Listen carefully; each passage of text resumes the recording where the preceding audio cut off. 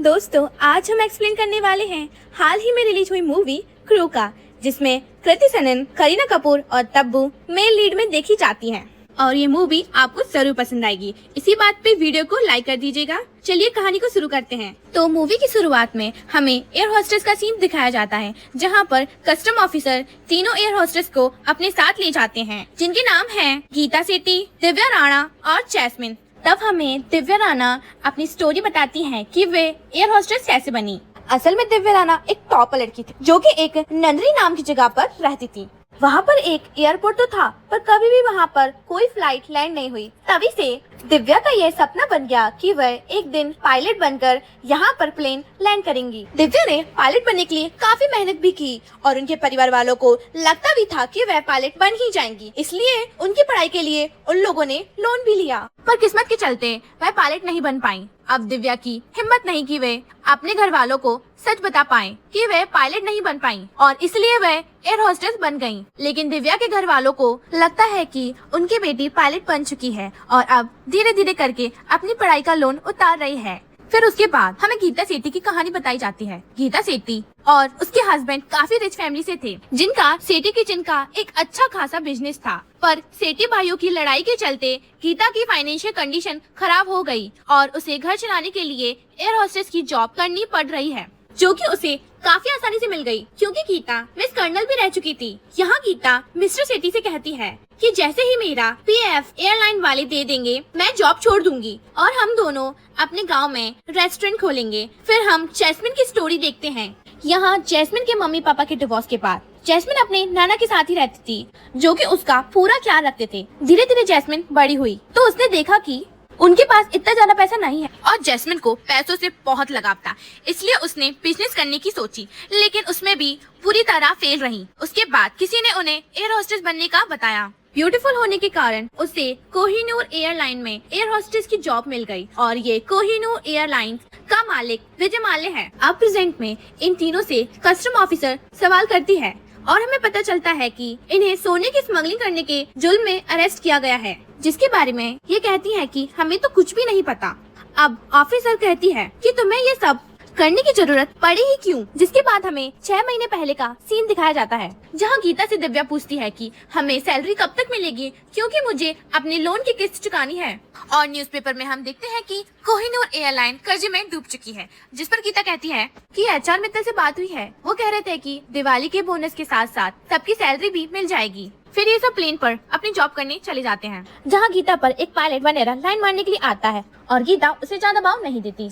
अब जॉब की बात, इनको सैलरी तो नहीं मिलती, पर रोजाना के डेली अलाउंसेस मिलते रहते हैं, जो कि बहुत कम थे और इन सब की जिंदगी ऐसे ही चलती जा रही थी। साथ ही जैस्मिन एयरलाइन के एक एम्प्लॉय को कभी कभी पैसे देकर भी मदद करती थी, क्योंकि जैस्मिन जानती थी कि उसको पैसे की जरूरत है, पर सैलरी तो मिल ही नहीं रही। अब एक दिन तंग आकर गीता अपने क्रू मेंबर राजवंशी से पूछ ही लेती है कि आखिर हमें सैलरी कब तक मिलेगी, जिस पर राजवंशी कहता है कि एयरलाइन में ऐसी प्रॉब्लम आती रहती है। 911 में भी कुछ ऐसा ही हुआ था, पर कुछ टाइम में सबको पेमेंट और पीएफ सब कुछ मिल गया था। अब जब ये सब प्लेन में अपनी जॉब कर ही रहे होते हैं, तो गीता राजवंशी को चाय देने आती है, पर वो देखती है कि राजवंशी तो मर चुका है, क्योंकि उसे सांस की प्रॉब्लम थी। तब वो अपने साथियों को बुलाती है और ये डिसाइड करती है कि राजवंशी को सीपीआर देंगे, जिसके लिए दिव्या और जैस्मिन तो तैयार नहीं होते, पर इंसानियत के नाते ये काम गीता करने के लिए तैयार हो जाती है। फिर जैसे गीता राजवंशी की चेस्ट ब्रश करने के लिए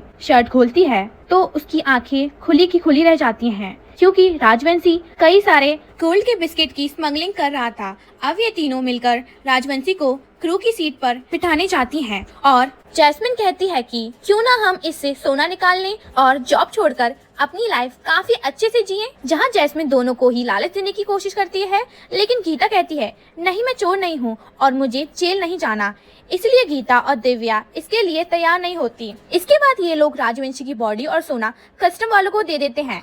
यहीं पर हम जयवी नाम के कस्टम ऑफिसर को देखते हैं, जो कि दिव्या को देखते ही स्माइल देता है और दिव्या जैस्मिन से बोलती है कि ये दोनों बास्केटबॉल के टूर्नामेंट के दौरान मिले थे, जहां जयवीर और दिव्या करीब आए और इंटीमेट भी हुए, लेकिन उसके बाद यह फिर कभी नहीं मिले। अब जयवीर आकर दिव्या से बात करता है और उसका नंबर भी ले लेता है कि हम टच में रहेंगे। वहीं इनका HR मित्तल भी राजवंशी की बॉडी के पास खड़ा था, जिसे गीता बुलाती है, पर वो उसे इग्नोर कर देता है। और जब कस्टम वाले बात करते हैं तो हमें पता चलता है कि ये तो टोटल 12 किलो सोना था जो कि एल्बर्ट ले जाया जा रहा था। जिसके बाद कस्टम वाले और भी ज्यादा सतर्क हो जाते हैं। फिर यहाँ से तीनों अपने अपने घर जाते हैं तो हम देखते हैं कि तीनों के घर की कंडीशन ज्यादा अच्छी नहीं है। जहाँ एक तरफ जैस्मिन ठीक तरह से अपने घर का भाड़ा तक नहीं दे पा रही, वहीं दिव्या के पापा को लोन की इंस्टॉलमेंट देने के लिए अपना ऑटो बेचना पड़ा और गीता और उसके पति को भी कम पैसों में गुजारा करना पड़ रहा है। अब जैस्मिन के पास उसके नाना आते हैं जो कि उसे अपनी एक सोने की पुश्तैनी अंगूठी देते हैं और घर का भाड़ा देने के लिए जैस्मिन बिना बताए वो अंगूठी बेच देती है। इसके बाद जब गीता सब्जी खरीद रही होती है तो वहाँ उसकी मुलाकात उसके क्रू की मेंबर सुधा से होती है जो पहले काम दिया करती थी। गीता सुधा से पूछती है कि मित्तल जी कहाँ हैं, जो हमारा फोन तक नहीं उठा रहे। असल में मित्तल ने अपनी पहली बीबी को छोड़कर सुधा से शादी की थी। फिर सुधा कहती है कि अब वो उससे भी ज्यादा बात नहीं करते। फिर हम न्यूज में विजय माल्या का इंटरव्यू देखते हैं जहाँ कहा जा रहा था कि कोहिनूर एयरलाइन बैंकरप्ट हो चुकी है, लेकिन विजय माल्या कहता है कि ऐसा कुछ भी नहीं है। बिजनेस में कभी पैसा आता है तो कभी नहीं आता, यह सब हम मैनेज कर लेंगे और हम अपने 4000 एम्प्लॉइज का भरोसा टूटने नहीं देंगे। अब यहाँ गीता अपनी जॉब के लिए निकलने वाली थी, तभी उसकी नजर मित्तल पर पड़ती है और वह मौका देखते ही मित्तल की गाड़ी के सामने आ जाती है। जिसके बाद मित्तल और ये दोनों साथ में होते हैं और गीता उससे सच पूछती है कि कोहिनूर एयरलाइन बैंकरप्ट हो गई है क्या, इसीलिए हमें पैसा नहीं मिल रहा है। जिस पे मित्तल कहता है कि ऐसा कुछ भी नहीं है, पर बातों ही बातों में वह बता देता है कि हाँ अब किसी को पैसा नहीं मिलने वाला। और गीता यह सुनकर उदास हो जाती है कि अब उसके PAF का क्या होगा। इसके बाद गीता सीधा एयरलाइन के वेयर हाउस में दिव्या और जैस्मिन के साथ आती है और वहाँ से सब चीजें पढ़ने लगते हैं कि पैसा तो नहीं मिलने वाला, कम से कम यहाँ की चीजें ही अपने साथ ले जाएं। तब जैस्मिन उससे इसका कारण पूछती है और सच्चाई जानने के बाद इन दोनों के भी होश उड़ जाते हैं।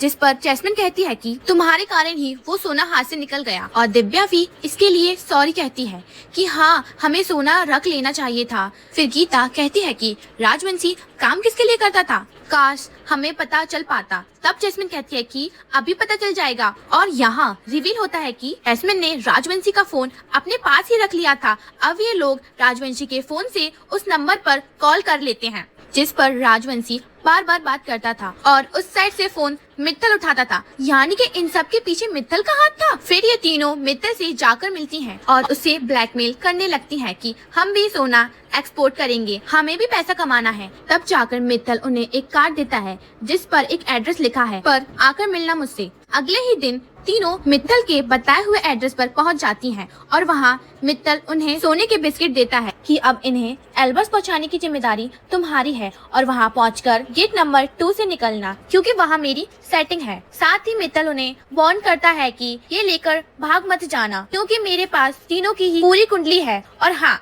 राजवंशी का मामला अभी भी गर्म है, इसलिए कुछ और तरीका सोचना इसे बाहर ले जाने का। अब ये तीनों घर पर बैठकर सोना बाहर कैसे ले जाएं, इसी बारे में सोच रही थी। तब दिव्या पूछती है कि लोग विदेश से सोना इंडिया लेकर आते हैं, पर यहाँ तो उल्टा ही हो रहा है, ऐसा क्यों? जिस पर जैस्मिन कहती है तुम आम खाओ, गुठलियाँ मत गिनो और ये फालतू के सवाल मत पूछा करो। अब इन्हें कुछ भी समझ नहीं आता कि ये सोना कहाँ रख कर ले जाएं। और फिर जैसे गीता चॉकलेट खाती है तो उसे एक आइडिया आता है, जिसके बाद ये तीनों सोना लेके सुनार के पास चली जाती हैं और उससे सोना पिघलवाकर चॉकलेट बॉल के शेप में बनवा लेती हैं, जिस पर बाद में ये लोग कैंडी का ही पानी चढ़ा देती हैं। और इस तरह से ये लोग अपनी पहली स्मगलिंग को डर डर के अंजाम देती हैं, जिसके लिए इन्हें खूब सारे पैसे भी मिलते हैं। अब धीरे धीरे ये लोग इसी तरीके से हर रोज सोना भर के पहुंचाने लगते हैं और खूब पैसे भी कमाते हैं, जिससे तीनों की जिंदगी सही होती जा रही थी। जहां जैस्मिन अपनी नाना की अंगूठी वापस खरीद लेती है और गीता को अपना रेस्टोरेंट खोलने का सपना साकार होते नजर आ रहा था। और ये लोग इन पैसों से खूब एंजॉय भी करते हैं और जो मन में आए वह खरीद लेते हैं। साथ ही में जैस्मिन कुछ पैसे उन एम्प्लॉय को भी देती है ताकि उसकी भी थोड़ी मदद हो पाए। अब एक दिन तीनों को इतना खुश होकर काम करते देख क्रू की एक लड़की को शक हो जाता है कि सैलरी न मिलने के बाद भी ये लोग इतना खुश कैसे हैं। पर वो इन्हें कुछ भी कहती नहीं। फिर एक दिन जब ये लोग अपनी फ्लाइट के लिए जा रहे थे तब इन्हें कस्टम ऑफिसर रोक लेता है और इनके सामान की तलाशी लेने लगता है। अब जैसे ही वो ऑफिसर चॉकलेट वाले डब्बे को उठाता है तभी वहाँ जैस्मिन को जयवीर दिखता है और वो दिव्या का नाम लेकर उसे वहाँ पर बुला लेती है, जिसके बाद जयवीर उस ऑफिसर से कहकर उन्हें जाने देता है। और यहाँ पर आज ये बाल बचे थे। अब ये लोग जॉब के बाद जब घर जा रहे थे तब जैस्मिन दिव्या को जयवीर के नाम से चिढ़ाती है कि अब ये दोनों क्लोज आ गए हैं और फिर वो मौका देखते ही दिव्या के फोन से जयवीर को मैसेज कर देती है डिनर के लिए। और तीनों को इतना खुश देखकर उनके साथ वाली मेंबर को थोड़ी जलन हो रही थी। अब रात को दिव्या जयवीर के साथ डिनर करने जाती है जहां पर ये दोनों क्लोज आ जाते हैं, पर दिव्या कहती है कि आज नहीं फिर कभी करेंगे। अगले दिन जब ये लोग फ्लाइट पर होते हैं तो इन्हें आज का अलाउंस मिलता है, जिसे देखकर वही क्रू मेंबर कहती है इतने पैसों से तो मैं अपने बच्चे को अच्छे स्कूल में भी नहीं पढ़ा पाऊंगी। और वह अपना हाल बताकर रोने लगती है, जिसे देखकर दिव्या और गीता को दया तो आती है पर वो कुछ कहती नहीं, क्योंकि अगर वो इन्हें सच बताएंगी तो ये बात हर तरफ फैल जाएगी कि कंपनी बैंकरप्ट हो चुकी है और इनका फिर गोल्ड बाहर ले जाना मुश्किल हो जाएगा। फिर कहानी प्रेजेंट में आती है जहां कस्टम ऑफिसर बार बार सोने के बारे में ही पूछे जा रहा था कि बुड्ढे की मौत के बाद सोना बार बार अलबुज में सप्लाई किया गया है और मुझे उसमें तुम्हारा हाथ लग रहा है। पर ये तीनों साफ साफ मना कर देती हैं, जिसके बाद वो ऑफिसर इनके फोन चेक करती है और जैस्मिन के फोन में उसे इन तीनों की बार में ग्रैंड पार्टी करते हुए फोटो दिखती है और वो पूछती है कि इतना पैसा कहाँ से आया। फिर सीन पास में जाता है जहाँ ये तीनों जैस्मिन के बर्थडे की खूब पार्टी करते हैं और फिर शैंपेन की बड़ी बोतल लेके घर पर लौट रहे होते हैं। तभी दिव्या एक लड़की से टकराती है और ये देखती है कि ये तो उनके ही क्रू की मेंबर है। उसे देखकर इन तीनों का ही नशा उतर जाता है और वो लड़की भी सोचने लगती है कि इन पर इतना पैसा कहाँ से आ रहा है। फिर अगले ही दिन उस कस्टम ऑफिसर को किसी का फोन आता है और उसे टिप मिलती है कि आज की फ्लाइट से सोना बाहर जाने वाला है, जिसके बारे में वो जयवीर को बताती है और कहती है ये 3 नाम भी टिप में मिले हैं। इसके बाद वही सीन आता है जो हमने मूवी की स्टार्टिंग में देखा था, जहां ये कस्टम ऑफिसर इन तीनों को अरेस्ट करके अपने साथ ले जाता है। अब प्रेजेंट में इन तीनों के पास से ऑफिसर को कुछ नहीं मिलता, इसलिए उनके हेड आकर कहते हैं इनको जाने दो क्योंकि उससे हंगामा हो सकता है। तब वो ऑफिसर गुस्से में बाहर आती है और उसे गीता के बैग से चॉकलेट मिलती है और उसे याद आता है कि उस दिन भी इनके पास चॉकलेट थी, तो वो जल्दी से आकर उनके बैग से चॉकलेट की बॉक्स निकालती है, जो देखकर ये तीनों ही डर जाती हैं। अब जैसे ही वो ऑफिसर चॉकलेट खाती है तो वो नॉर्मल चॉकलेट निकलती है, जिससे वो बौखला जाती है क्योंकि उसे लग रहा था कि इसमें सोना होगा। अब कोई भी सबूत तीनों के खिलाफ नहीं था, इसलिए तीनों को ही छोड़ दिया जाता है। फिर हम 6 घंटे का सीन देखते हैं जहां इनकी फ्लाइट लैंड करने वाली थी। तब कैप्टन दिव्या को बताता है कि शायद आज घर जाने में लेट हो जाएगा क्योंकि कस्टम वाले चेकिंग कर रहे हैं। तब ये तीनों ही डर जाती हैं कि आज ये लोग पूरी तरह फंसने वाले हैं और इन्हें जेल हो जाएगी। लेकिन दिव्या को आइडिया आता है और वो सोना प्लेन के ही कभी में छुपा देती है, इसलिए ऑफिसर को सोना नहीं मिलता। अब प्रेजेंट में ये तीनों छूट जाती हैं, पर वो सोना प्लेन में ही उड़कर उनकी नजरों के सामने से चला जाता है, जो शायद अब मिलना मुश्किल है क्योंकि ड्यूटीज बार बार चेंज होती रहती हैं। इसके बाद जब ये तीनों घर जा रही थी तब जैस्मिन कहती है कि ये सब कोमल ने कस्टम वालों को बताया होगा क्योंकि उस दिन पार्टी के बाद उसने ही हमें देखा था। पर यहाँ किसी बात को लेकर जैस्मिन और दिव्या की आपस में लड़ाई हो जाती है और गीता दोनों को ही कार से उतारकर घर चली जाती है। फिर दिव्या को जयवीर के कई कॉल भी आते हैं, पर दिव्या उसे नहीं उठाती। अगले दिन जब दिव्या अपनी फ्लाइट पर थी तब वो क्रू मेंबर को उसके बारे में बात करते हुए सुनती है और उसे लगता है कि वो क्रिमिनल तो नहीं बन गई क्योंकि दिव्या टॉपर होके भी ये सब ऊट पटांग काम कर रही है। फिर जब दिव्या एयरपोर्ट पर होती है तब उसे उसका भाई मिलता है, जो दिव्या को एयर होस्टेस की ड्रेस में देखकर शॉक हो जाता है, क्योंकि उसे लगता था कि दिव्या पायलट है। जिसके बाद दिव्या उसे सच बताती है और वो कहती है कि जैसा चल रहा है चलने दो, अब कुछ दिन ऐसे ही बिताते हैं। और एक दिन उस फ्लाइट से सोना नीचे गिर जाता है, जिसकी न्यूज हर चैनल पर दिखाई जा रही थी।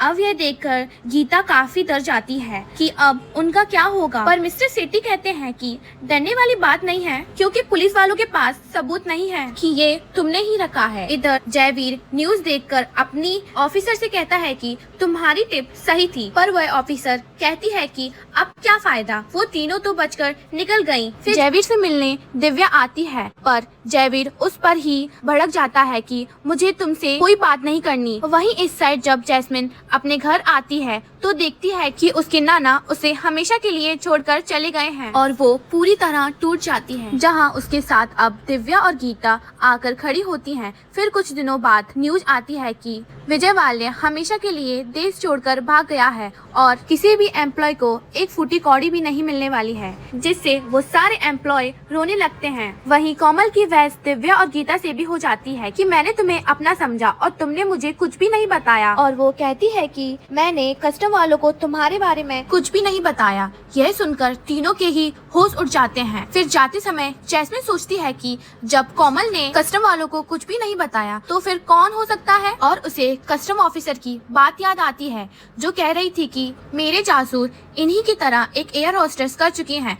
तब जाकर गीता को याद आता है कि ये काम मित्तल की बीबी सुधा कर सकती है, और ये तीनों जाकर सुधा को पकड़ लेते हैं। फिर सुधा इन्हें सच बताती है कि मित्तल ने अब मुझे भी छोड़ दिया है और उसने बाहर एक फिरंगी से सेटिंग कर ली है, इसलिए मैंने गुस्से में आकर कस्टम वालों को इन्फॉर्मेशन दी ताकि मित्तल भी पकड़ा जाए, पर कुछ भी फायदा नहीं हुआ। अब गीता पूछती है कि इतना सोना मित्तल पर आया कैसे, और सुधा बताती है कि ये मित्तल का नहीं बल्कि विजय माल्या का ही सोना है, जिसे तुम लोगों ने खुद बाहर पहुंचाया है। और वाले भी मौका देकर विदेश भाग गया, जिसे सुनकर इनके होश उड़ जाते हैं कि इन्होंने कुछ पैसों के लालच में अपने पैर पर ही कुल्हाड़ी मार ली। ना तो विजय का सोना बाहर ले जाते, ना ही विजय यहाँ से भागता। सुधा बताती है कि अगले हफ्ते तो वो अपनी बेटी की ग्रैंड वेडिंग करने वाली है। अब शाम के टाइम ये तीनों एक जगह पर मिलती हैं, जहां दिव्या कहती है कि मैंने हिसाब लगाया तो हमने करीब 3000 करोड़ का सोना बाहर पहुंचाया है, जिस पर गीता कहती है कि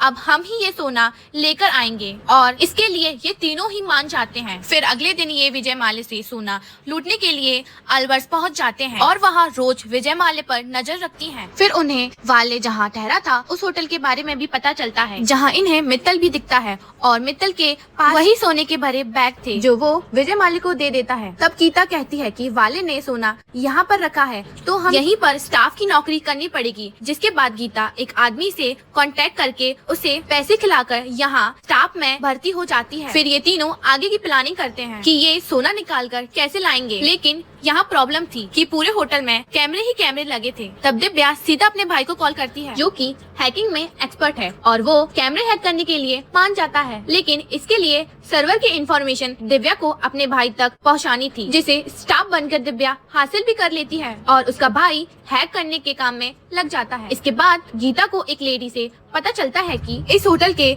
रूम का पासवर्ड और कार्ड सिर्फ रूम ओनर के पास ही होता है, और हम लोग बिना उनके कार्ड के गेट नहीं खोल सकते, यानी कि अब इन्हें बाल्या के रूम में जाने के लिए उसका कार्ड भी निकालना होगा। तब जैस्मिन उन्हें कहती है कि मुझे वाले के साथ 2 मिनट भी मिल जाए तो मैं उसका कार्ड चुरा लूंगी, पर वो मुझे अपने पास भी भटकने नहीं देगा। लेकिन यहाँ उसके पास एक और आइडिया था, जिसके अगले दिन ये लोग मित्तल से मिलने चले जाते हैं, और यहाँ वो मित्तल को भड़काने लगते हैं कि मेहनत तुम्हारी थी, लेकिन सारा सोना वाले ले गया, और वह मित्तल को 7% कमीशन का लालच देकर वाले से कार्ड को लेके आने के लिए कहते हैं। तब मित्तल भी मान जाता है। अब रात को वाले की बेटी की पार्टी होती है, जहां गीता और दिव्या स्टाफ बनी हुई थी, और जैस्मिन एक आदमी से दोस्ती करके पार्टी में आ जाती है। फिर यहाँ ये लोग कैसे भी करके वाले से उसका कार्ड ले लेते हैं। वहाँ इधर दिव्या भी अपने भाई की मदद से होटल के सारे कैमरे खराब करवा देती है, और फिर ये तीनों ही वाले के रूम में पहुंचते हैं। फिर जैसे ही तीनों सामने रखे सूटकेस को खोलते हैं तो इनके होश उड़ जाते हैं, क्योंकि तीनों ही बैग खाली थे और इनका पूरा प्लान फेल हो गया। गया। तभी वहाँ पर